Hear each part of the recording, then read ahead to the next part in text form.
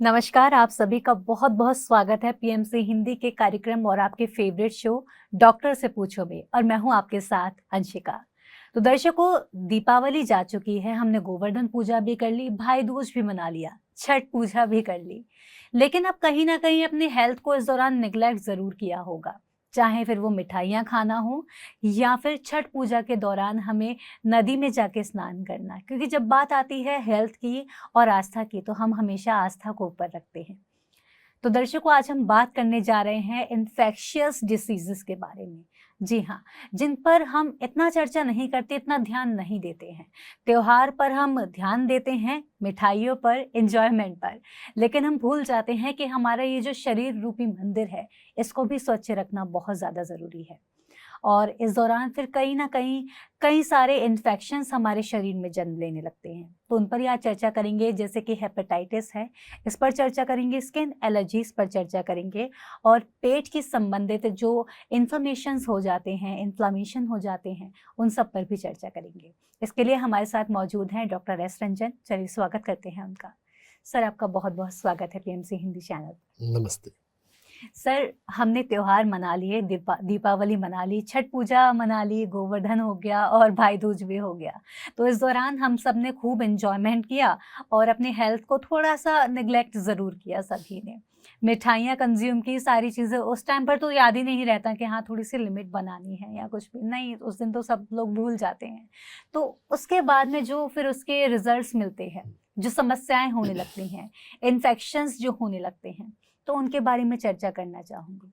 देखिए, मेरा मानना ऐसा है कि अगर हम हमारी हमारी कभी ओवर ईटिंग होती है, तो उस ओवर ईटिंग को कंपनसेट करने के लिए बाद में फास्टिंग करनी चाहिए, ताकि आपकी बॉडी में जो अननेसेसरी चीज़ें जा चुकी हैं, उनको हैंडल करने के लिए, बैलेंस करने के लिए आपकी बॉडी फिर से तैयार हो जाए। त्योहारों के समय दूसरों के इंसिस्ट करने पर या माहौल होता है तो हम ओवर ईटिंग कर लेते हैं, हो जाती है। पार्टी में अगर जाते हैं, कोई फंक्शन में जाते हैं तो भी ओवर ईटिंग हो जाती है। जब रियलाइज हुआ, जब टाइम मिला, तो बाद में फिर हमें फास्टिंग करके कंपनसेट करना चाहिए। इंटरमिटेंट फास्टिंग या proper juice fasting, water fasting, वो करें। तो बॉडी में जो एक्स्ट्रा मटेरियल चला गया है, बॉडी फिर उसको खाली करेगा, अपने आप को रिलीव करेगा, डिटॉक्सिफाई होगा और बॉडी फिर से तैयार हो जाएगी। तो ये सबसे मेन और आसान तरीका है। नेचुरोपैथी में इनिमा का प्रोसीजर होता है। इनिमा लेने से स्टूल हमारे जो बॉडी में नहीं निकल पाते हैं, देर से निकलते हैं, वो जल्दी निकल जाते हैं, जल्दी हमारा लार्ज इंटेस्टाइन, रेक्टम क्लीन हो जाता है। तो अगर नेचुरोपैथी में अगर इनिमा ले सकते हैं तो इनिमा भी लेना चाहिए। योग के अंदर अलग अलग क्रिया होती हैं प्यूरिफिकेशन के लिए। वमन क्रिया होती है जिसमें उल्टी करी जाती है, गुनगुने पानी को लेकर गले में गरारा कर जैसा करते हैं और फिर अपने टंग के पीछे के हिस्से को दबाकर पहली बार में किसी योग की जानने वाले के साथ करना चाहिए। तो वोमिटिंग जब करते हैं तो हमारे पेट का एसिड बाहर आता है, तो उससे हमारे पेट के ऊपरी हिस्से की सफाई हो जाती है। अगर नाक का कोई भी इशू हो तो जल लेती एक बहुत अच्छा विधि है, जिसमें हम गुनगुने पानी को थोड़ा सा नमक डालकर उसको नाक में एक तरफ से हम देते हैं और फिर वो दूसरी तरफ से अपने आप बहने लगता है। कुछ करना नहीं होता है, सिर को हल्का सा टिल्ट करके मुंह को खोलेंगे तो वो पानी निकलने लग जाएगा। जल लेती में कोई साइड इफेक्ट नहीं है, बस ये थोड़ा ध्यान रखना होता है कि बाद में आप अपने नाक में पानी को पूरी तरह से निकाल दें। झुककर जब सांस बाहर फेंक रहे हैं, ऐसा आप करेंगे झुकते हुए, तो पूरी तरह से सफिशिएंट टाइम 5 मिनट समय देना चाहिए कि आप कोई भी वाटर ड्रॉपलेट बाद में नाक में ना रहे। नहीं तो आप किसी योग को जानने वाले के सुपरविजन में पहली बार कर लें और एक बार जब सीख लेंगे तो कभी भी कर सकते हैं। सर, इस पर हम आएंगे, उससे पहले मैं आपसे समझना चाहूँगी कि हम ना एक एक कर चर्चा ज़्यादा करते हैं, स्टार्ट करते हैं, जिससे कि हमारे जो व्यूअर्स हैं उनको भी थोड़ा सा क्लियरिटी मिल जाए कि हाँ, अगर हमें ऐसी प्रॉब्लम हो रही है देन हमको ये करना है। तो उस पर मैं थोड़ा समझना चाहूँगी तो सर जब हम ऐसे ओवर ईटिंग कर लेते हैं, स्वीट्स हमने खा लिए बहुत ज़्यादा, और इस टाइम पर क्या होता है कि स्वीट्स की डिमांड बढ़ जाती है, और इस टाइम पर जो मिल्क प्रोडक्शन होता है वो तो लिमिटेड ही रहता है। तो जब और जो स्वीट्स बनते हैं वो जाहिर सी बात है और केमिकल से बनते हैं और ऐसी चीज़ों से बनते हैं जो कि हमें अपने शरीर में नहीं लेना चाहिए। तो मैं इसके बारे में सबसे पहले समझना चाहूँगी कि अगर हम इस तरह से स्वीट्स लेते हैं तो हम उसको क्या करें, किस तरह से हम कंज्यूम अगर हम कर रहे हैं तो किन बातों का हम ध्यान रखें जी। कि हम प्योर चीज़ ही ले रहे हैं, वो भी समझना चाहूँगी। और अगर ऐसा है कि हमने कोई चीज़ ऐसी ले ली है जो लगता है बाद में फ़ील हो जाता है कि हाँ, ये चीज़ सही नहीं थी, तो फिर तब क्या करें? देखिए, जब हम फेस्टिवल मनाते हैं तो फेस्टिवल में भोजन को और मिठाइयों को तो हम काफ़ी महत्व देते हैं। जी, तो यहाँ पर बात है कि क्या हम परंपरा रही है कि घर पर ठेकुआ पकवान बनता है, तो घर के में अगर जो बनाते हैं मिठाइयाँ या जो भी स्पेशल खाने का आइटम, तो उस पर हमें ज़्यादा महत्व देना चाहिए, हम वो कर सकते हैं। फिर जो गिफ्ट देने का प्रचलन होता है कि हम मिठाइयों का गिफ्ट देते हैं, तो ड्राई फ्रूट्स भी देना हेल्थ के लिए अच्छा है ना। कोई हम बनी हुई मिठाइयाँ और उनका जो लाइफ है वो भी ड्राई फ्रूट्स का लाइफ ज़्यादा रहेगा, ज़्यादा समय तक काम आ सकता है, वो भी एक अच्छी बात है। मिठाइयाँ जब आ गई हैं तो उसको ख़त्म करने के उद्देश्य से भी हम थोड़ा ज़्यादा खाते हैं, क्योंकि मिठाइयाँ काफ़ी हैं जी, और भारत में तो हमारा मिलना जुलना ज़्यादा होता है, तो कई सारी मिठाई के डब्बे घर में आते रहते हैं। जी, तो हम थोड़ा सा अपने कल्चर को भी थोड़ा सा बदल सकते हैं कि मिलना, हर एक मिलने जुलने में मिठाइयाँ देना ही जरूरी नहीं है ना। क्या अब व्यस्तम जिंदगी में हम अलग समय निकाल कर मिल रहे हैं, तो ये भी अपने आप में एक अच्छी बात है।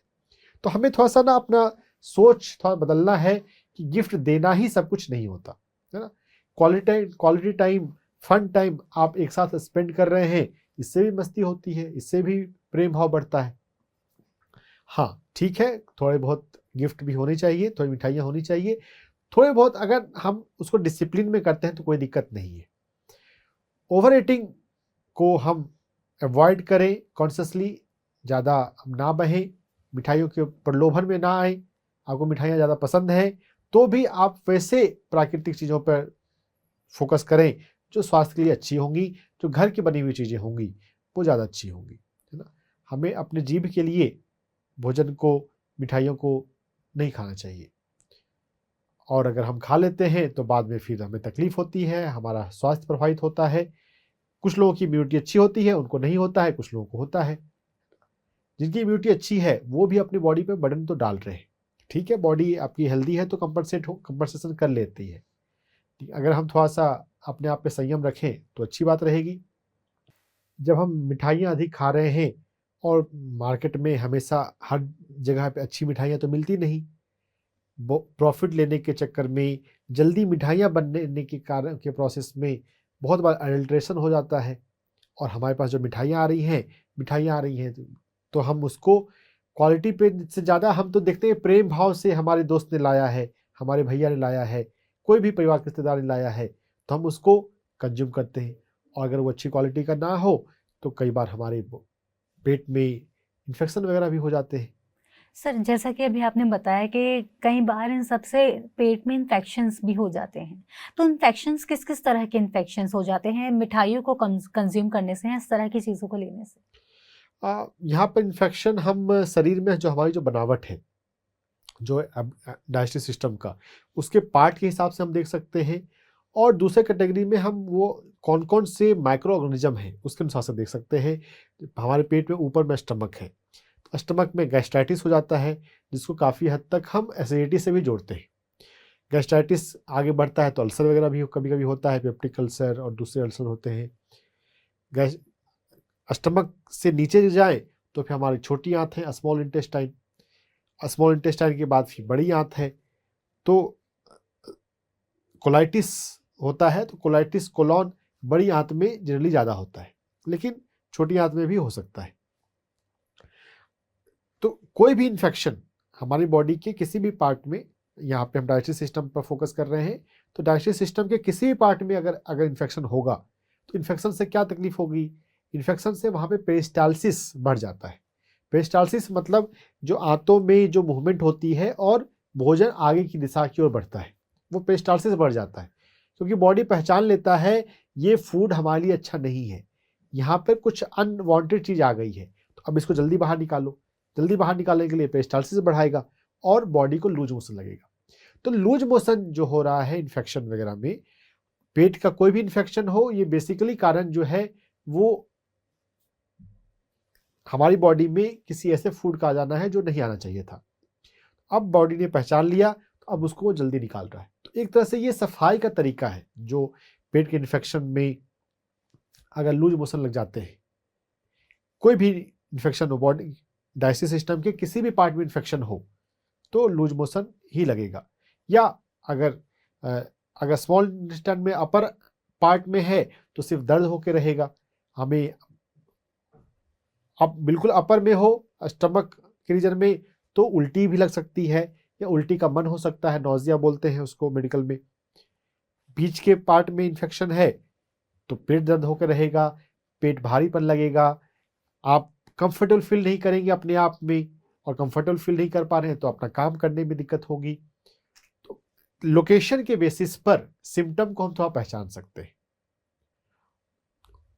इन्फेक्शन को किसी और तरीके से समझने का है कि वहाँ पे कॉजेटिव ऑर्गेनिज्म क्या है, कौन से पैथोजेनिक ऑर्गेनिज्म, बैक्टीरिया कि वायरस कि प्रोटोजोआ कि फंगस। बैक्टीरिया ज़्यादा पॉपुलर है और बैक्टीरिया के बाद वायरस पॉपुलर है, लेकिन वायरस के अलावा प्रोटोजोआ होता है, फंगस होता है, उनसे भी इन्फेक्शन हो सकते हैं। तो सर जैसे कि आपने बताया कि प्रोटोजोआ है, फंगस है, इनसे भी इन्फेक्शंस हो सकते हैं, तो इनसे क्या कुछ इन्फेक्शंस हो सकते हैं और हमें फिर बचाव के लिए क्या करना है, या फिर आप कुछ कंज्यूम तो कर लिया देन उसके बाद में क्या करना है? देखिए एक प्रोटोजोआ है एमीबियासिस, एक प्रोटोजोआ का नाम है इंटबीबा हिस्टोलिटिका, ये बायोलॉजिकल नाम है। इससे होने वाली जो बीमारी है एमीबियासिस, तो एमीबियासिस हो सकती है। अब एमीबियासिस है तो बेसिकली प्रैक्टिकल लेवल पे तो इन्फेक्शन ही हम समझेंगे, जो कि यहाँ पर हम अपनी एनर्जी मेडिसिन में तो हम कोई एंटीबायोटिक यूज प्रेफर नहीं करते हैं, है ना। तो एनर्जी मेडिसिन में तो कौन सा पैथोलॉजिकल ऑर्गेनिज्म है इससे बहुत ज़्यादा फर्क नहीं पड़ता है, क्योंकि जो सिम्टम के बेसिस पर इलाज किया जाता है कि अगर पेरिस्टालसिस हो रही है तो ये यांग ची का एक्सेस हो गया है, तो यांग ची को बैलेंस करने के लिए हमें इन ची पृथ्वी प्राण को लाना है। तो जब भी कोई इन्फेक्शन होता है या लूज मोशन लगता है तो समझिए क्या है, बेसिकली ये हमारा जो शरीर है ना, वो जो अनहेल्दी गया है उसको शरीर से बाहर जल्दी निकालना चाह रहा है। तो दस्त लगते हैं तो दस्त एक तरह से समझिए कि प्रोटेक्टिव मैकेनिज्म है। हमको लगता है कि बॉडी को लूज मोशन हो गए, तो लूज मोशन ये क्लीनिंग प्रोसेस है बेसिकली। तो हमें बहुत ज़्यादा परेशान होना नहीं चाहिए। ये हिंट ये मिल रहा है, अगर दस्त लग गए हैं तो हो सकता है अगर कुछ खाने पीने का दस्त लगा हो तो बॉडी में जो चला गया है एडल्ट्रेटेड फूड, वैसा फूड जो शरीर में नहीं जाना चाहिए, तो अब उसको बॉडी बाहर निकालने की कोशिश कर रहा है, तो हमें उसको थोड़ा अलाउ करना चाहिए। हाँ, दिक्कत ये होती है कि जब लूज मोशन हो रहा होता है तो उसमें वाटर लॉस भी काफ़ी होता है, और वाटर के साथ घुले हुए इलेक्ट्रोलाइट्स जाते हैं, तो इलेक्ट्रोलाइट्स की कमी हमारी बॉडी में कभी कभी हो सकती है। तो इससे बचने के लिए हमें ORS का घोल लेना चाहिए। WHO ORS, WHO के स्टैंडर्ड का जो ORS है, oral rehydration solution, simple way में हम समझें तो नींबू पानी, नमक और चीनी। ORS का पैकेट मिलता है हर केमिस्ट शॉप पे, वहाँ से ला सकते हैं। केमिस्ट शॉप पास में नहीं है तो चीनी और नमक इक्वल मात्रा में मिलाकर नींबू के साथ उसको ले सकते हैं। घर पे आप अकेले हैं, नहीं ला सकते, ORS नहीं आया तो वेट नहीं करना चाहिए, नींबू पानी का घोल, चीनी भी और नमक भी, क्योंकि उससे फिर हमारी बॉडी में इलेक्ट्रोलाइट्स आ जाएंगे। अगर बॉडी में जब भी कभी लूज मोशन लगा हो, अगर इलेक्ट्रोलाइट प्रॉपर पहुंच जाए तो कभी भी कोई ज़्यादा बुरा कॉन्सिक्वेंस कुछ नहीं होता है। थोड़ा सा लूज मोशन लगा है, थोड़ा सा वाटर निकला है, पानी बाद में ज़्यादा पी ले। अगर उल्टी हो रही हो तब फिर पानी पीना मुश्किल होता है, तो फिर अगर वोमिटिंग हो रही हो तो वोमिटिंग को बंद करने के लिए हम एक्यूप्रेशर पॉइंट को समझ सकते हैं। मैं आपको एक्यूप्रेशर पॉइंट उसको बता देता हूँ। अगर वोमिटिंग नहीं हो रही है तो वाटर इनपुट अच्छा लेना चाहिए, प्रेफरेबली ORS वाला वाटर। अगर शरीर में पानी गया, इलेक्ट्रोलाइट गया, तो लूज मोशन जो जा रहा है वो हमको उसको तुरंत बंद करने की कोशिश एलोपैथी में जो करी जाती है, नेचुरोपैथी के सिद्धांत में उसको तुरंत बंद नहीं करना चाहिए, क्योंकि वो एक तरह से सफाई हो रही है। हाँ, अगर ज़्यादा ही लूज मोशन लग गए हैं, कभी कभी इतने ज़्यादा लूज मोशन हो रहे हैं कि उसके कारण से वीकनेस आने लग गई है, तब फिर बंद करने का सोच सकते हैं। तो फिर हम पृथ्वी प्राण बढ़ाने के लिए काम करेंगे। आगे देखते हैं पृथ्वी प्राण को। घबराने की जरूरत नहीं है। कभी भी इन्फेक्शन हुआ, एमीबियासिस हुआ या कोई दूसरा इन्फेक्शन, बहुत सारे इन्फेक्शन हमारी बॉडी में हो सकते हैं, घबराने की बात नहीं है। ये जानना है कि ये क्लींजिंग प्रोसेस चल रहा है। जो हमने अडल्ट्रेटेड फूड, अनहेल्दी फूड ले लिया, अब बॉडी उसको बाहर निकालने की कोशिश कर रहा है, तो उसे निकलने देना है। बस वाटर और इलेक्ट्रोलाइट लेते रहना है ताकि कोई हार्मफुल इफेक्ट हमारी बॉडी पर ना हो। ओके, तो सर जैसे कि आपने बताया कि अगर ये सब होता है तो ये क्लीनिंग प्रोसेस है, जी, और अगर हमको जैसे कि वाटर भी हमारा बहुत ज़्यादा लॉस हो जाता है तो हम वाटर को ज़्यादा कंज्यूम कर सकते हाँ। हैं, हम ओआरएस ले सकते हैं, ओआरएस वाला वाटर। ओआरएस वाला वाटर ले सकते हैं, ठीक है। सो सर इसके साथ ही ये भी समझना चाहूँगी कि जब ऐसा हो जाता है, हम ओआरएस वाला वाटर ले रहे हैं, तो क्या ये तो हमने पानी की जो कमी हमारे शरीर में हो रही है उसको हमने पूरा करना शुरू कर दिया। जी, तो जैसे कि अभी आपने बोला कि पृथ्वी प्राण से जुड़ना है, हाँ। तो उससे फिर हम कैसे जुड़े इसके यस, साथ ही? बिल्कुल पृथ्वी प्राण से जुड़ने की बात मैं बताता हूँ।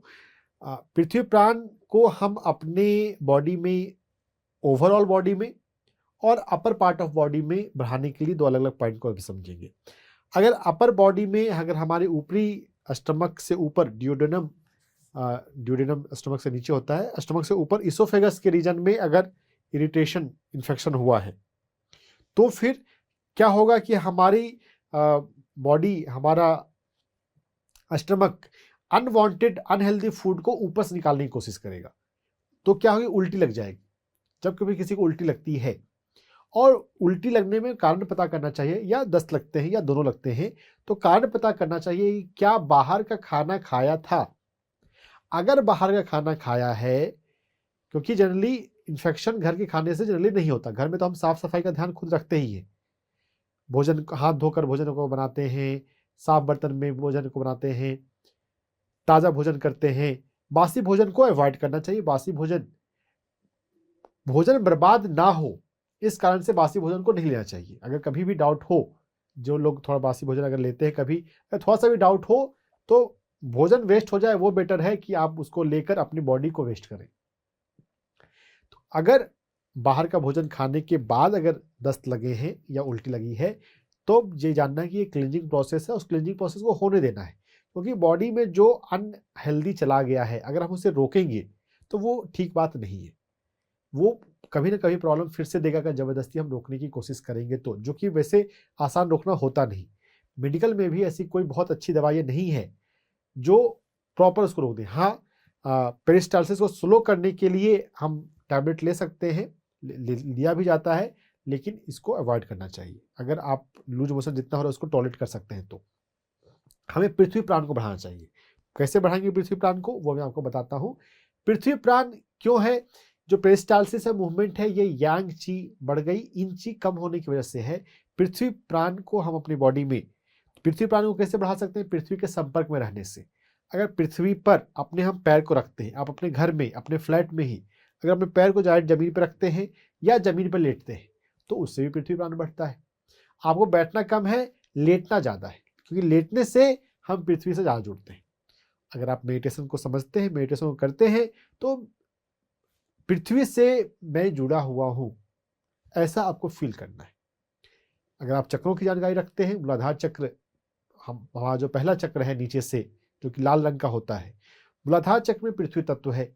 तो पृथ्वी तत्व है, यह हिंट मिल रहा है कि पृथ्वी तत्व वाला चक्र पृथ्वी से जुड़ा हुआ है।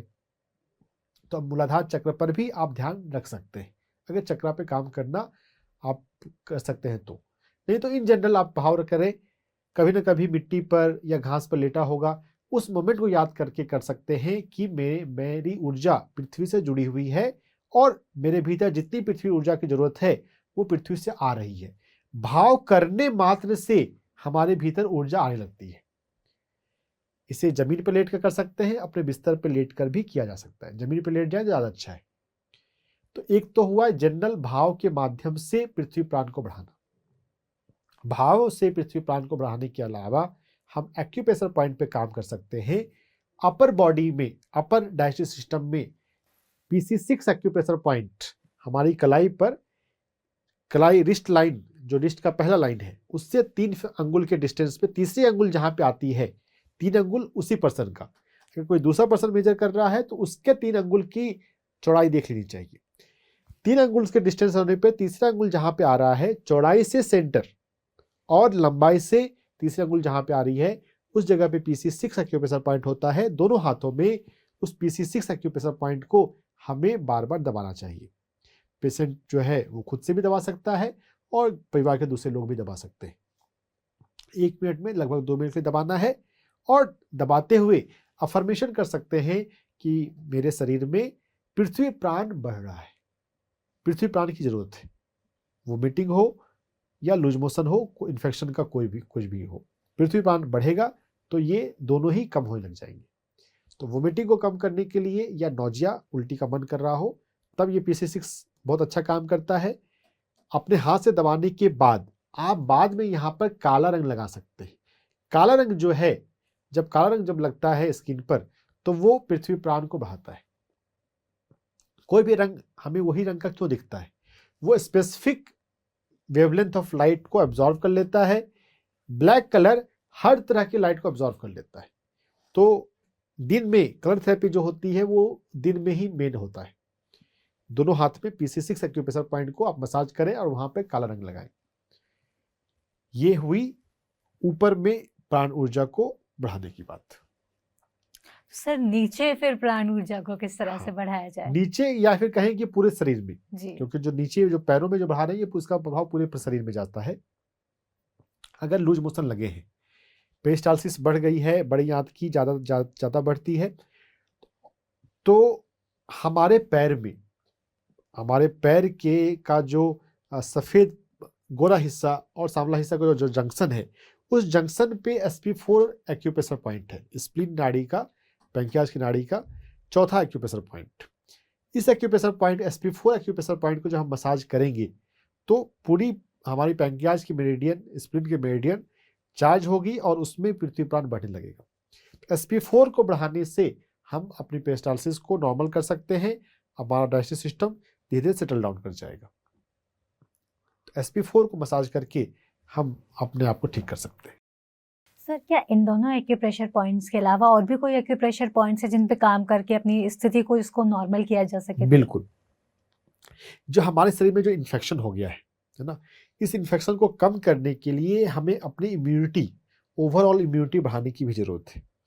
तो इम्यूनिटी को बढ़ाने के लिए या फिर कहें कि इन्फेक्शन को कम करने के लिए हमारे हाथ में बाहर की तरफ एक यांग मेरिडियन होती है, एलाई मेरिडियन, जिसको यांग मिंग मेरिडियन भी कहते हैं। ये इन सभी एनर्जी मेडिसिन पे चाइना में रिसर्च ज़्यादा हुआ, तो इन सभी का एक चाइनीज नाम भी है, नाम मुझे जैसे जाने की बहुत ज़्यादा जरूरत नहीं है, एलाई मेरिडियन। तो इस एलाई मेरिडियन को हमें सेडेट करना होता है। जो यांग ची बढ़ गई है, उस यांग ची को सेडेट करने के लिए, और जो हमारे हाथ में बाहर की तरफ ये एलाई मेरिडियन गुजर रही है, यहाँ पर LI11 पॉइंट होता है, यहाँ पे LI5 है, यहाँ पे LI4 है। तो इन तीनों पॉइंट में पर हम काम कर सकते हैं, या इन्हीं मेरिडियन का एक सुजोक वर्जन जो है, जिसको ब्योल मेरिडियन भी बोलते हैं, हम उस पर काम कर सकते हैं।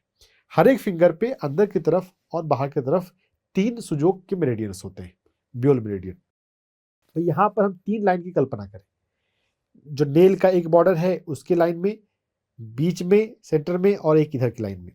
जो इधर की लाइन है, जो अंगूठे की तरफ वाली जो लाइन है, वो ब्योल एलाई मेरिडियन है। इस ब्योल एलाई मेरिडियन को ब्लैक कलर स्टेशनरी स्टोर पे मिलने वाला व्हाइट बोर्ड मार्कर, या बहुत घर में काजल होता है, काजल से आप ब्योल एलाई मेरिडियन, जो कि इंडेक्स फिंगर में नेल के साइड वाला जो बॉर्डर है उसके लंबाई में पूरा नीचे तक है, आप काले रंग से इसको पूरा काला कर दें और थोड़ा मोटा काला कर दें। ऐसा दोनों हाथों में करना है। ये जो कलर थेरेपी है इन्फेक्शन के लिए, ये लगभग 6 घंटे के लिए स्किन पर रहनी चाहिए। अगर किसी कारण से हाथ धोना होता है तो हाथ को ड्राई करने के बाद, सुखाने के बाद, टॉवल से ड्राई करने के बाद भी थोड़ा एयर से ड्राई करने के बाद, क्योंकि टॉवल से हम कितना ड्राई करें तो हल्का सा वाटर मॉलिक्यूल थोड़ा बहुत रहता है, लेकिन जब एयर से ड्राई होता है तो पूरा अच्छे से ड्राई होता है। उसके बाद फिर हम दोबारा से रीअप्लाई कर सकते हैं। कलर तो बहुत इजीली एक्सेसिबल होता है, हम उसे लगाने की कोई मेहनत भी नहीं है, तो फिर से लगा लेंगे। टोटल 6 घंटे के लिए ये होना चाहिए। और अगर इन्फेक्शन ज़्यादा है या फ़ायदा नहीं हुआ है, ज़्यादा भी रख सकते हैं। कलर थेरेपी में कोई साइड इफेक्ट नहीं है, ज़्यादा भी रखा जा सकता है। तो जब हम एलाई मेडियन पे ब्लैक कलर लगा के यांग ची को कम करेंगे तो ये इन्फेक्शन को कंट्रोल करने में, इम्यूनिटी को बढ़ाने में हेल्प करता है। तो सर इसके साथ ही अब आपसे जानना चाहूँगी, हेपेटाइटिस के बारे में बहुत सुना जाता है कि हेपेटाइटिस में बड़ी प्रॉब्लम्स होती हैं और ये भी ऐसी चीज़ें कंज्यूम करने से होता है या तो हाइजीनिक ना हो या फिर कुछ केमिकल्स के द्वारा बनी हुई हो। जी, तो मैं इसके बारे में समझना चाहूँगी कि ये होता क्या है? हेपेटाइटिस लीवर के इन्फेक्शन को कहते हैं। हेपेटोलॉजी ये लीवर से जुड़ा हुआ है, और आइटिस जहाँ भी आता है उसका मतलब होता है इन्फ्लामेशन, इन्फेक्शन। हर एक इन्फेक्शन में इन्फ्लामेशन होता ही है। कभी कभी बिना इन्फेक्शन के भी इन्फ्लामेशन हो सकते हैं, लेकिन ऐसा कंडीशन बहुत रेयर होता है। तो हेपेटाइटिस यानी कि लीवर का इन्फेक्शन। तो अब लीवर का जब इन्फेक्शन हुआ है, वैसे ज़्यादातर इन्फेक्शंस में हमारी बॉडी में टेम्परेचर हमारा बढ़ता है, फीवर आते हैं। तो जब भी फीवर होता है, अगर किसी डॉक्टर के पास जाते हैं तो वो यह पूछता है कि क्या कहीं पर दर्द है, लूज मोशन लगा है, क्या यूरिन में जलन है, क्या थ्रोट में पेन है। अगर ये इन्फेक्शन के पहचानने के तरीके होते हैं। हेपेटाइटिस बहुत ज़्यादा कॉमन नहीं है, लेकिन हाँ होते हैं। तो हेपेटाइटिस को रूल एक सेकेंडरी वे में किया जाता है। पहले तो जो कॉमन इन्फेक्शन होते हैं, फ्रेंजाइटिस, यूटीआई, एब्डोमिनल इन्फेक्शन, उसको रूल आउट करने की कोशिश की जाती है। तो हेपेटाइटिस में जब लीवर में इन्फेक्शन हो रहा है, लीवर का जो वॉल होता है उसमें इन्फेक्शन जब हो रहा है, तो जो सिम्टम होते हैं वो एक इन्फेक्शन वाले ही सिम्टम मेन होते हैं। फीवर आता है, फीवर के साथ साथ भूख मर जाती है, फ्लू लाइक सिम्टम्स भी हो सकता है, बॉडी में मसल में पेन होगा, वीकनेस आएगी, खाने का मन नहीं करेगा, काम करने का मन नहीं करेगा, नींद डिस्टर्ब हो जाएगी। तो ये फीवर के और जो फ्लू के जो जनरल सिम्टम्स हैं, हेपेटाइटिस में वही सिम्टम्स होते हैं, कोई स्पेसिफिक हेपेटाइटिस का सिम्टम्स नहीं है। ये ब्लड टेस्ट करने के बाद और बाकी इन्फेक्शंस को रूल आउट करने के बाद हेपेटाइटिस पे हम पहुंचते हैं। तो हेपेटाइटिस की अगर डायग्नोसिस हो गई तो जनरल इन्फेक्शन को कंट्रोल करने के लिए अभी जो हमने देखा, बियोल अलाइनमेंट को ब्लैक कलर करना दोनों हाथों में, और हम ओरिजिनल पॉइंट पे भी LI4, LI5, LI11 पे भी काम कर सकते हैं। इसके साथ साथ ये तो करना ही है हेपेटाइटिस में। और हेपेटाइटिस में कौन सा वायरस, हेपेटाइटिस वायरस की वजह से होता है, कौन सा वायरस इन्वॉल्व हुआ है, उसकी वजह से हेपेटाइटिस के अलग अलग टाइप्स हैं, उसकी जरूरत यहाँ पे प्रैक्टिकल लेवल पे हमें नहीं है। हेपेटाइटिस में हमें अपने लीवर की नाड़ी पर, जो लीवर का मेरिडियन पैर में जाता है, डायफ्राम से नीचे जो सॉलिड ऑर्गन्स हैं उनका नाड़ी पैर में जाती है।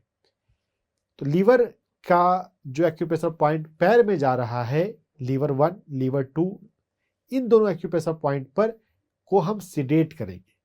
सिडेट करने के लिए हम ब्लैक कलर का प्रयोग कर सकते हैं। हाथ मैनुअली कर सकते हैं, अपने हाथ से दबा के रखेंगे। अब जो LI1 पॉइंट है पैर के अंगूठे के कॉर्नर पे होता है, तो उसे हम सिलेक्ट करेंगे, लगातार दबा के रखेंगे और 1 मिनट 1.5 मिनट दबाने के बाद में ब्लैक कलर लगा के छोड़ देंगे। LV1 और LV2 ये दो एक्यूप्रेशर पॉइंट पर मैनुअली मतलब हाथ से दबाकर और ब्लैक कलर लगाकर उसे सिलेक्ट करना चाहिए। अगर आप किसी एक्यूप्रेशर थेरेपिस्ट के पास पहुंच सके तो मैग्नेट्स का प्रयोग करके भी इसको सिलेक्ट किया जाता है।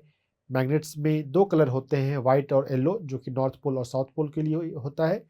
येलो पोर्शन ऊपर रखते हुए मैग्नेट लगाए जाते हैं, क्योंकि बहुत सारे हेपेटाइटिस देर से ठीक होते हैं। इसलिए अगर हेपेटाइटिस में अगर आप किसी एक्यूप्रेशर थेरेपिस्ट का हेल्प लेना चाहें तो वो भी ले सकते हैं ना।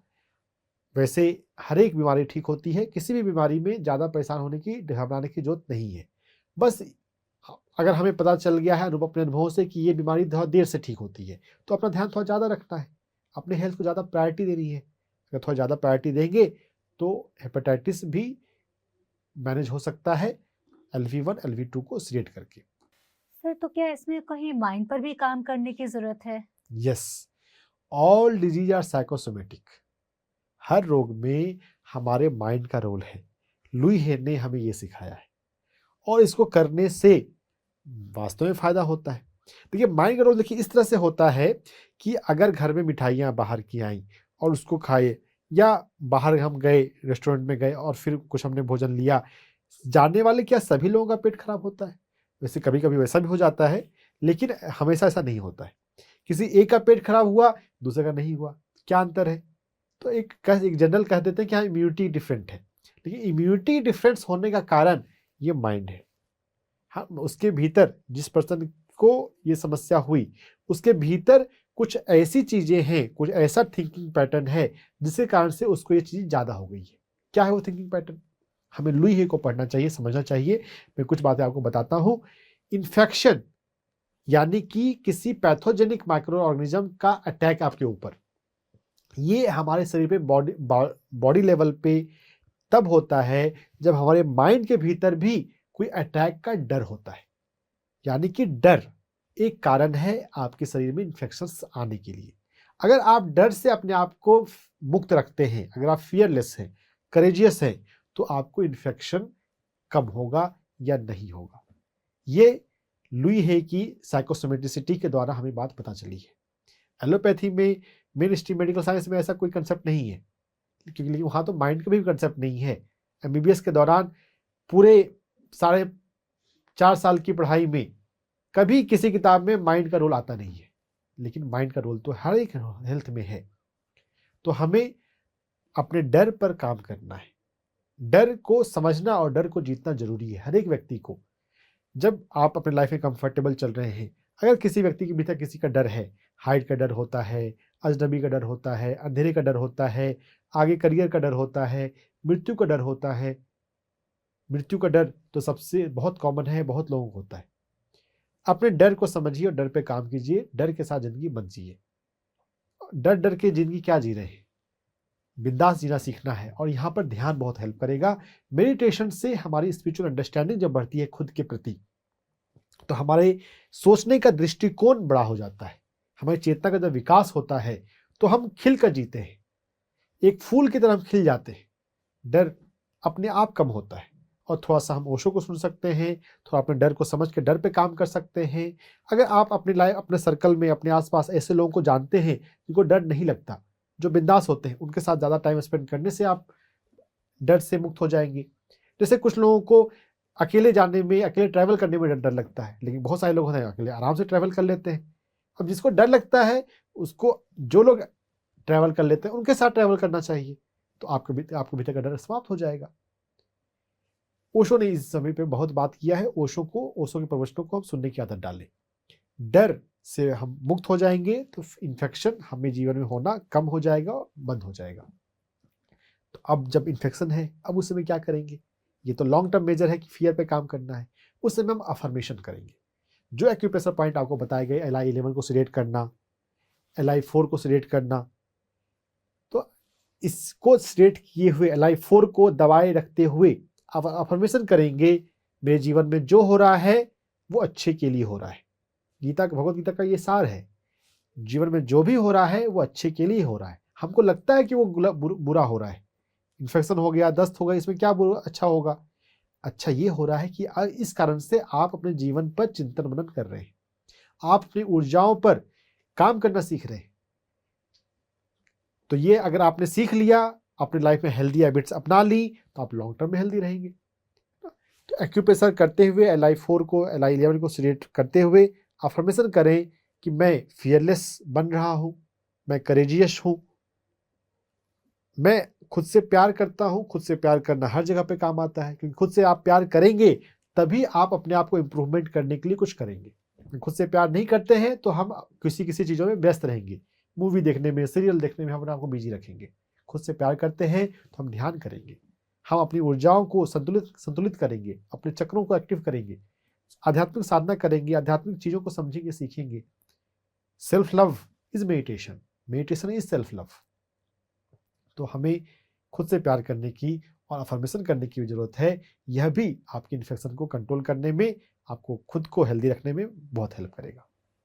बहुत बहुत धन्यवाद सर, जो आपने बताया कि हमारे माइंड का इतना अच्छा रोल होता है, Yes. इतना बड़ा रोल होता हाँ। है। कई बार हमको लगता है कि कुछ खा लिया तो खा लिया ना, इसमें फिर माइंड का क्या रोल हुआ। लेकिन जैसा कि आपने बताया कि हाँ, माइंड सेट कितना ज़्यादा ज़रूरी है हर चीज़ Yes. के लिए। हर चीज़ के पीछे अगर हम किसी जैसे कि आपने बताया हम बाहर कुछ खाने जा रहे हैं, तो वहाँ भी हमारा माइंड सेट कितना काम करता है और हर किसी के लिए बहुत ज़्यादा ज़रूरी होता है। तो हमें अपने माइंड पर काम करने की ज़रूरत है, खुद से प्रेम करने की ज़रूरत है। यहाँ पे मैं अपने व्यक्तिगत जीवन का एक अनुभव कुछ बताना चाहता हूँ। जब कोरोना के टाइम पे बहुत कोरोना इन्फेक्शन हो रहे थे और बहुत लोग डर रहे थे, लेकिन बहुत सारे लोग, विष्णु राय चौधरी और मेरे सर्कल में भी कुछ ऐसे होम्योपैथी डॉक्टर और कुछ लोग जो मेंटली स्ट्रांग हैं, जो स्पिरिचुअली साधना से जुड़े हुए हैं और अपने आप को समझते हैं, तो वो नहीं डर रहे थे। मैं भी बिंदास रहता था। किसी से मिलना जुलना है तो बहुत लोग डरते हैं कि नहीं, मुझे अभी ज़्यादा लोगों से नहीं मिलना है कि इन्फेक्शन हो जाएगा। मैं तो हमेशा बिंदास रहा कि मेरी साधना अच्छी है, मेरा माइंड पॉजिटिव है, तो मेरी इम्यूनिटी अच्छी है। हाँ, थोड़ा भोजन में मैंने थोड़ा सा बदलाव मैंने भी किया था कि मैं थोड़ा सा सब्जियों को कंजम्पशन को थोड़ा मैंने बढ़ा दिया था, अनाज को मैंने थोड़ा सा कम कर दिया था। बाकी बहुत ज़्यादा चेंज मैंने नहीं किया, लेकिन साधना जो कि मेरे जीवन का सतत हिस्सा है, उसका प्रभाव ऐसा रहा और है भी कि मैं फियरलेस हूँ। इन्फेक्शन मुझे हो नहीं सकता, और कभी अगर हुआ भी तो मैं बहुत जल्दी उस पर काबू पा लूँगा। तो उसका प्रभाव है कि मैं एक अच्छी रिलेटिवली अपने फ्रेंड सर्कल में, अपने आसपास के लोगों में रिलेटिवली मैं मच हेल्थियर लाइफ में एंजॉय करता हूँ। और कोरोना के टाइम में भी फर्स्ट सीजन, सेकंड सीजन में सभी मैं बिल्कुल, जबकि मैं कोई विशेष प्रिकॉशन नहीं ले रहा हूँ, तभी मैं अच्छे हेल्थ को मैंने एंजॉय किया। और मैंने बहुतों को ऐसा एंजॉय करते देखा जो अपने जीवन में फियरलेस है। अगर विल पावर हमारा अच्छा है, माइंड पावर अच्छा है, तो स्वस्थ रहते हैं। इन्फेक्शन वाले माहौल में भी इन्फेक्शन नहीं होता। विष्णु राय चौधरी, वो उनके वॉलंटियर्स तो लोगों को जाके हेल्प कर रहे हैं, लोगों को फल खिला रहे हैं, जूस पिला रहे हैं, और वो मास्क के लिए भी बहुत ज़्यादा फेवर में नहीं थे। और बहुत अच्छी रिकवरी रही, बहुत लोगों ठीक हुए, बहुत लोगों को फायदा हुआ। डर जो है वो हमें कमजोर करता है और हमारे शरीर में इन्फेक्शन लाता है। डर नहीं हो, बिंदास हम हो, लेकिन सिर्फ बिंदास सिर्फ हवा में नहीं होना चाहिए, थोड़ी साधना भी करनी चाहिए, थोड़ा अपने हेल्थ का ध्यान भी रखना चाहिए। डर मुक्त हो तो इन्फेक्शन से बचे रहेंगे, और हो गया तो जल्दी रिकवर कर जाएंगे। सर, जैसा कि आपने बताया कि हमको अपना ध्यान तो रखना है, हाँ, बिंदास रहना है, लेकिन बिंदास रहने का मतलब ये नहीं है कि कुछ भी करना है। हाँ, बिंदास हम तभी रह सकते हैं जब हमें पता है कि हाँ, मैं अपनी डाइट को बहुत सही रखता हूँ, मैं यस, रखती हूँ, मैं हेल्दी डाइट ले रही हूँ, मैं ग्रीन वेजिटेबल्स ले रही हूँ राइट। और मेरा माइंड बहुत प्योर है, एकदम शुद्ध है। मैं नियमित रूप मैं से मेडिटेशन हाँ, करती हूँ। एग्जैक्टली मैं नियमित रूप से मेडिटेशन कर रही हूँ, एक अच्छी ऊर्जा मैं अपने शरीर में लेकर आ रही हूँ, हाँ, तब हम बिंदास रह सकते हैं। बिल्कुल। तो सर, इसी से संबंधित अभी ये तो आपने मुझे हमें जो बताया वो तो रही बात कि जब हम कुछ खा लेते हैं तो वो हमें जब पेट में प्रॉब्लम्स होने लगती हैं उनकी बात रही। अब मैं आपसे समझना चाहूंगी, जैसे कि अभी छठ पूजा गुजरी है, तो इस दौरान क्या हुआ कि लोगों ने आस्था, जैसे कि हमेशा बड़ी ज़्यादा हम लोग मानते हैं, हम हिंदुस्तानी हैं, तो कहीं ना कहीं ये चीज़ रहती है कि हम अपनी हेल्थ को थोड़ा सा दरकिनार करके हम आस्था को थोड़ा ऊपर रखते हैं। तो जब इस दौरान छठ पूजा में जब हम पानी में जाते हैं तो कई महिलाओं ने यमुना नदी में जाकर के जो पूजा अर्चना करते हैं वो चीज़ करते हैं। तो इस दौरान कहीं न कहीं कुछ न कुछ स्किन एलर्जीज़ हो जाती हैं, स्किन की कभी-कभी। प्रॉब्लम्स कभी-कभी हो जाती हैं। तो उसके बारे में मैं आपसे समझना चाहूँगी कि इसको जब छठ पूजा हमने मनाई तो हमें किस चीज़ों के हमें प्रिकॉशंस लेने चाहिए थे जो कि हम अगली बार के लिए हम याद रख सकें? यस। जब भी कभी नदी में स्नान करके हम आए और अगर हमें ऐसा लग रहा है कि नदी का पानी स्वच्छ नहीं था, तो घर पे आके हम फिर से स्नान कर लें, ताकि शरीर जो है वो फिर से एक बार प्रॉपर क्लीन हो जाए। तो यह तो एक फिजिकल लेवल पे क्लींजिंग की बात हो गई।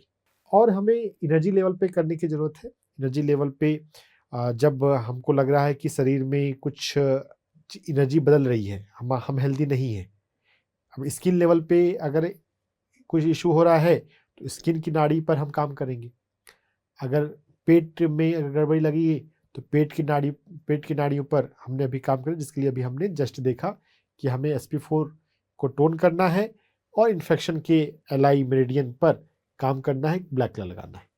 तो सर जैसा कि अभी आपने बताया कि स्किन की नाड़ी पर हमें काम करना है, तो जी। हमें स्किन की नाड़ी पर कैसे काम करना है? क्या वहां पर भी अफर्मेशंस हम इस्तेमाल कर सकते हैं नाड़ी पर काम करते वक्त? बिल्कुल, हम नाड़ियों पर बिना अफर्मेशन के सिर्फ एक्यूप्रेशर पे काम कर सकते हैं, और नाड़ियों पर एक्यूप्रेशर का काम करते करते साथ में हम अफर्मेशंस को भी जोड़ सकते हैं।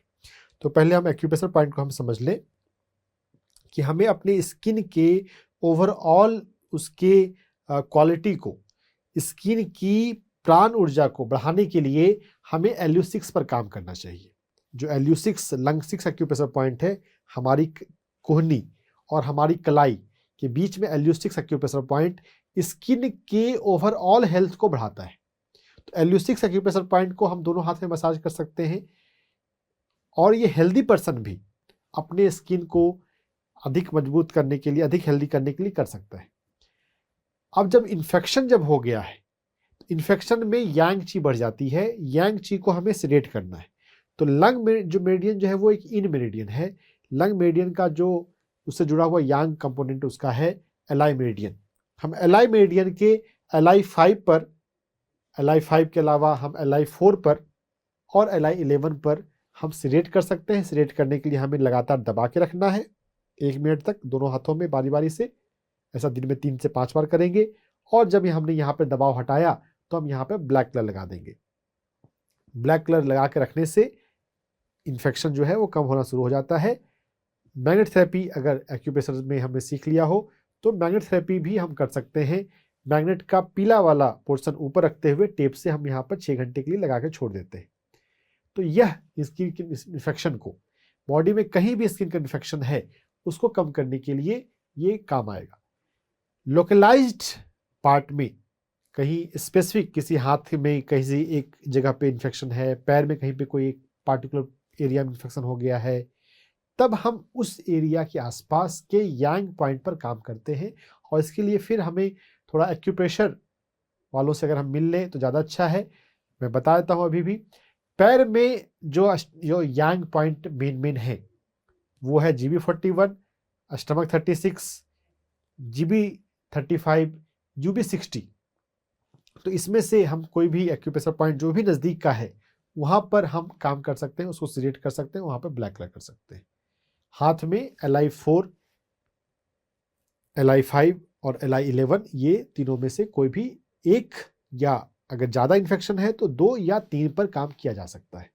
जैसे एलोपैथी में एंटीबायोटिक दिया जाता है 500 मिलीग्राम का डोज, 750 मिलीग्राम का डोज। अगर इन्फेक्शन ज़्यादा लगता है तो हैवी डोज ऑफ एंटीबायोटिक दी जाती है।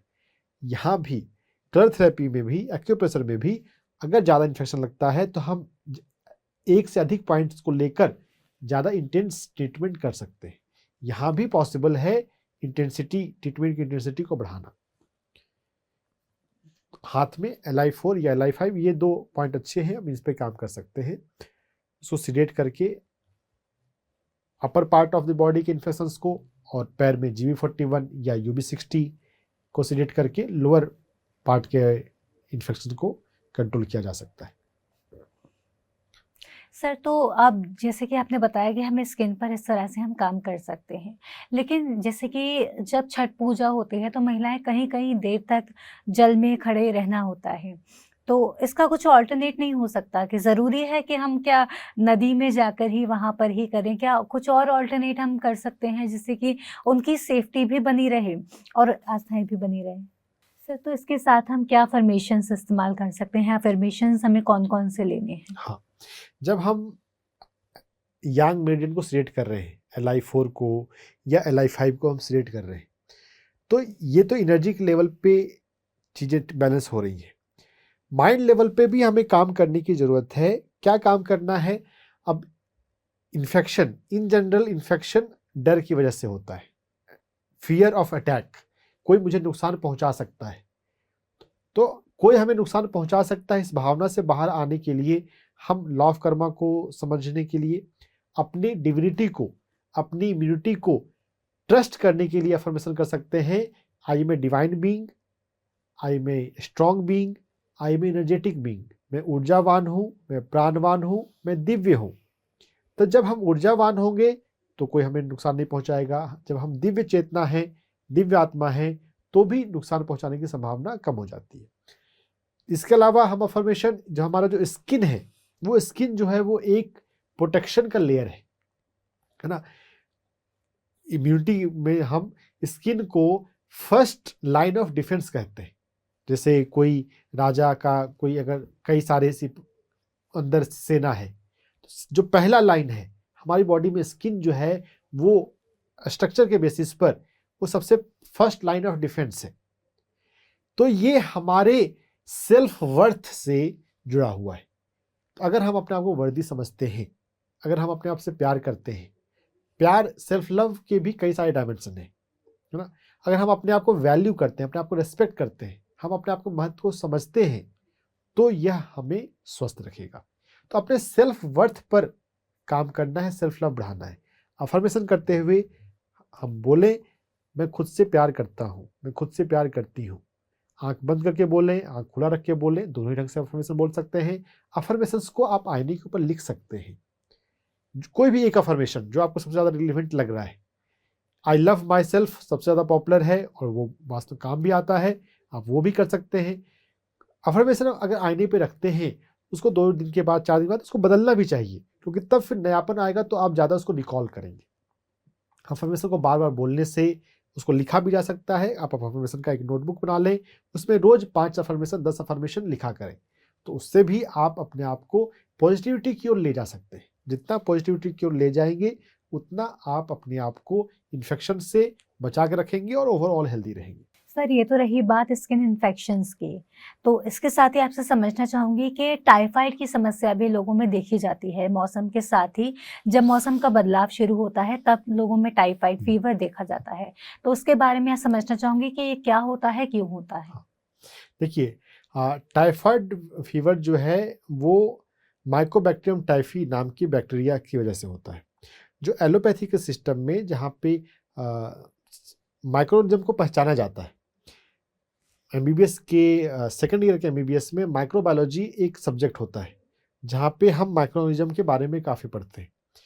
तो एलोपैथी का सिस्टम जो है ना, वो बीमारियों को कौन से कीटाणु के कारण से होता है उसके बेसिस पे पहचानता है, उस पर काम करता है।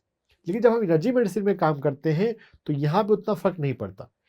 अगर बैक्टीरिया की वजह से या वायरस की वजह से या प्रोटोजुआ इंटरमीवा हिस्टोलिटिका एमीबियासिस वाला कारण, वो एक प्रोटोजुआ है, उसके कारण से अगर प्रॉब्लम हुई है, तो कौन सा कॉजेटिव ऑर्गेनिज्म है वो एनर्जी मेडिसिन में मैटर नहीं करता है। एनर्जी मेडिसिन में लक्षण क्या है, कौन सी एनर्जी डिस्टर्ब हुई है, वो मैटर करता है। तो मेडिकल का नॉलेज हेल्प करता है, लेकिन इसका डायरेक्ट कोरिलेशन हर जगह पे नहीं है। तो टाइफाइड के फीवर में फीवर, लो ग्रेड फीवर बार बार आता है, बहुत बार शाम में आता है और कई बार इवनिंग का पैटर्न, इवनिंग राइज, क्योंकि हम पैरासिटामोल जब लेते हैं तो टेम्परेचर तो डाउन हो जाता है, हम टेम्परेचर को फोर्सफुली डाउन कर रहे हैं। पैरासिटामोल से सिर्फ टेम्परेचर डाउन हो रहा है। फीवर के कंडीशन में हमें बात समझना चाहिए, फीवर क्यों होता है। फीवर होता है क्योंकि हमारी बॉडी में कोई पैथोजन के अंदर बैक्टीरिया, वायरस, प्रोटोजुआ, फंगस सभी आ जाते हैं। ज़्यादा हम बैक्टीरिया को जानते हैं, या थोड़ा वायरस भी अब जानने लग गए। तो बैक्टीरिया या वायरस हमारी बॉडी में अंदर आया, जिसको हम बोलते हैं एंटीजन, पैथोजन। तो हमारी बॉडी के एंटीबॉडी, इम्यूनोग्लोबिन जो प्रोटीन से बने हैं, इसलिए प्रोटीन खाने को महत्व दिया जाता है इम्यूनिटी बढ़ाने के लिए। इम्यूनोग्लोबिन एंटीबॉडी एंटीजन से लड़ते हैं और उस लड़ने के प्रोसेस के दौरान बॉडी का टेम्परेचर बढ़ता है, और ये बढ़ा हुआ टेम्परेचर लड़ने में हेल्प करता है। जो एंटीबॉडी जो हमारी बॉडी में है और एंटीजन जो बाहर से आया है, वो अच्छे से लड़ पाएंगे अगर टेम्परेचर ज़्यादा रहा तो जो टेम्परेचर का बढ़ना है वो एक तरह से डिफेंसिव मैकेनिज्म है हमारे शरीर के लिए। लेकिन हम क्या समझते हैं कि टेम्परेचर बढ़ रहा है, इसको जल्दी से दबा दो। 101 फीवर कोई भी प्रॉब्लम की बात नहीं है।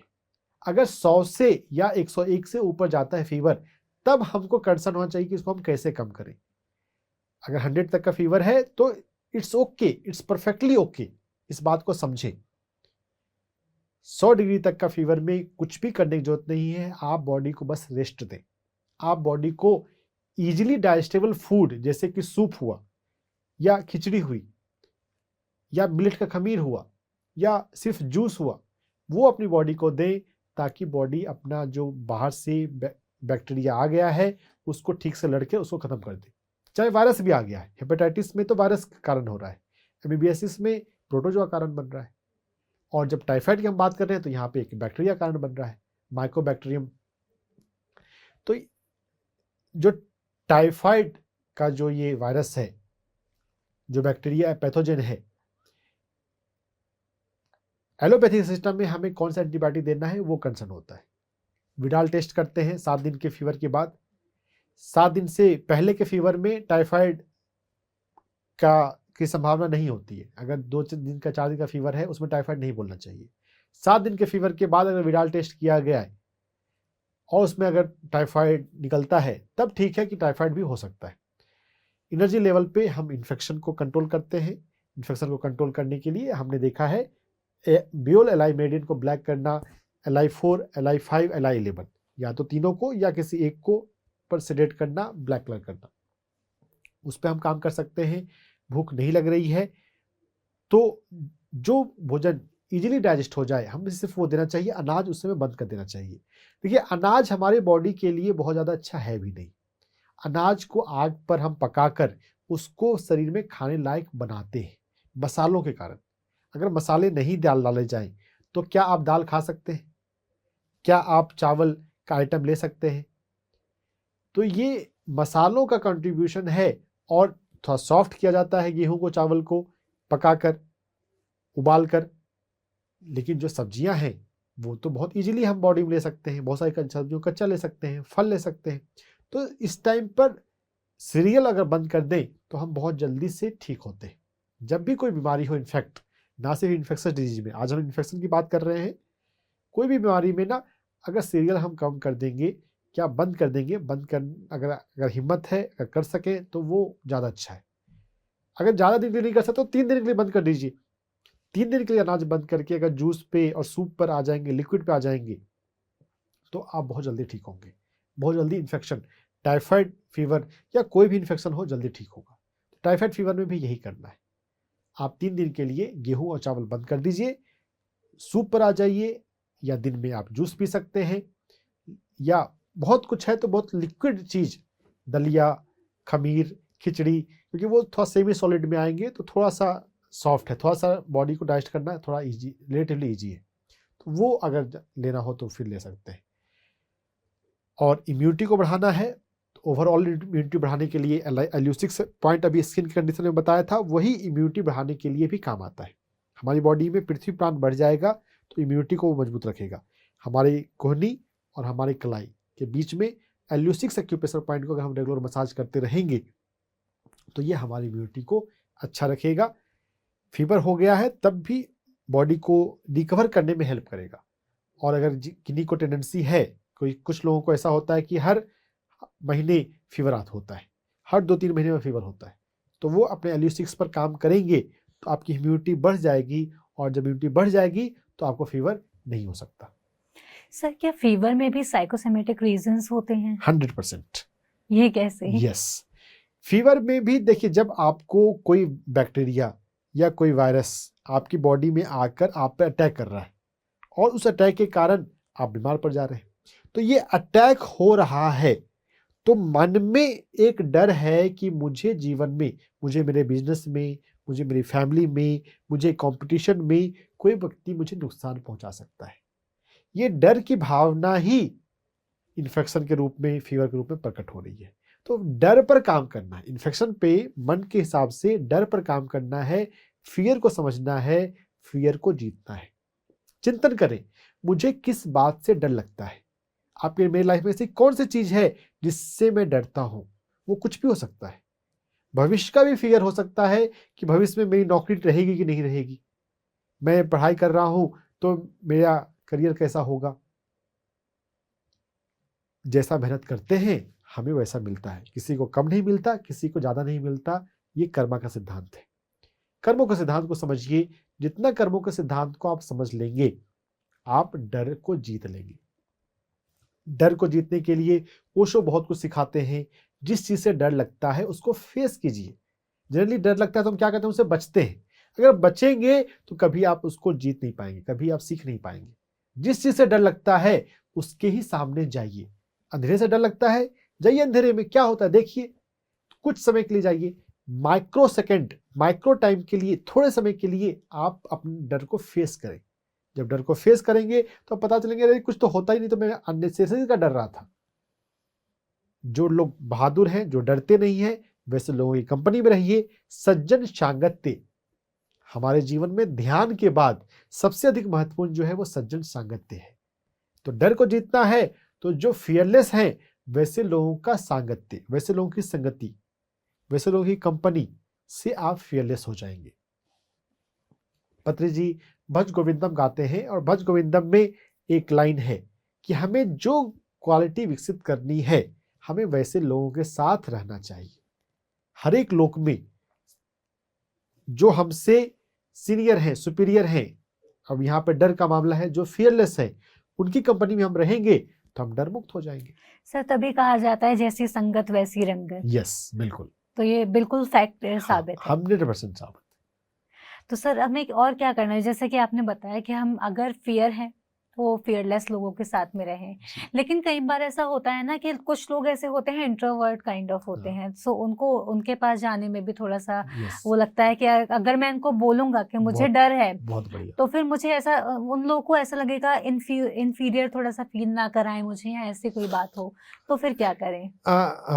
वैसे तो हमें इस पर भी काम करना पड़ेगा, लेकिन एक और आसान तरीका है कि हम वैसे मूवीज और वैसे डॉक्यूमेंट्री फिल्म देखें जो फियरलेस वाली होती है। ऐसे बहुत सारी मूवीज मिलेंगी, बहुत सारी डॉक्यूमेंट्री फिल्म मिलेंगे। डॉक्यूमेंट्री फिल्म सच्ची घटनाओं पर आधारित होते हैं, तो उससे हमें सीखने को बहुत मिलता है। Thank you so much sir. आज के सेशन में आपने बहुत सारे ज्ञानवर्धक बातें हमें बताई और इसके साथ ही हमारे व्यूअर्स के लिए बहुत कुछ शेयर किया, जिनको अगर हम अपनी लाइफ में उतारते हैं तो बहुत हमारी लाइफ एक बहुत ज़्यादा, हम कह सकते हैं, पॉजिटिव वे में चली जाएगी और एक हेल्दी वे में चली जाएगी। तो सर अब वक्त हो चला है आपसे विदा लेने का, व्यूअर्स से विदा लेने का, लेकिन जाने से पहले आपसे एक टिप जानना चाहूँगी हमारे व्यूअर्स के लिए। एक छोटी सी टिप आप क्या देना चाहेंगे? टिप्स से ज़्यादा बड़ी बात, मैं जनरल हेल्थ के रिगार्डिंग मैं एक मैसेज देना चाहता हूँ हमारे ऑडियंस को, कि जो हेल्थ के मामले में, जो समाज में, मेडिकल सिस्टम में जो ज़्यादा बातें पॉपुलर हो गई हैं, उसके बजाय हमें यह समझने और सीखने की ज़रूरत है कि हेल्दी होना जितना मुश्किल दुनिया समझती है उतना मुश्किल है नहीं।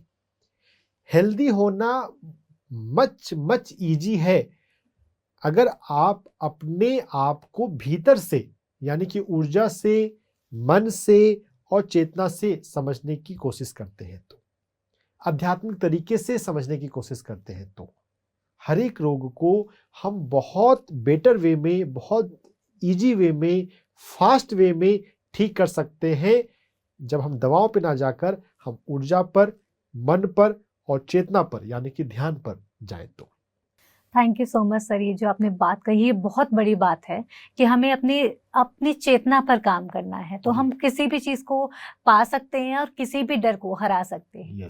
बहुत बहुत धन्यवाद सर, आपके कीमती वक्त के लिए बहुत बहुत धन्यवाद। धन्यवाद। तो दर्शकों, आज के इस एपिसोड में बस इतना ही। आज के इस एपिसोड में मैं जाते जाते एक बार फिर आपको बता दूं, आज हमने बात की स्किन इन्फेक्शन के बारे में, बात की एमएबीएसिस के बारे में, बात की इसके साथ ही हेपेटाइटिस और टाइफाइड पर भी हमने चर्चा की। तो यदि आपके मन में कोई भी सवाल उठ रहा है इन समस्याओं को लेकर, या फिर आपकी कोई बीमारी या फिर आपको कोई समस्या परेशान कर रही है, उसको लेकर आपको कोई सवाल उठ रहा है, तो सवाल को आप हमें भेजिए हमारे व्हाट्सएप नंबर पर। हमारा व्हाट्सएप नंबर आपकी टीवी स्क्रीन पर फ्लैश हो रहा है। तो इसी के साथ हम लेते हैं आपसे आज्ञा, फिर होगी आपसे मुलाकात डॉक्टर से पूछो के अगले एपिसोड में। इसी के साथ मुझे दीजिए आज्ञा और आप देखते रहिए पीएमसी हिंदी चैनल। नमस्कार।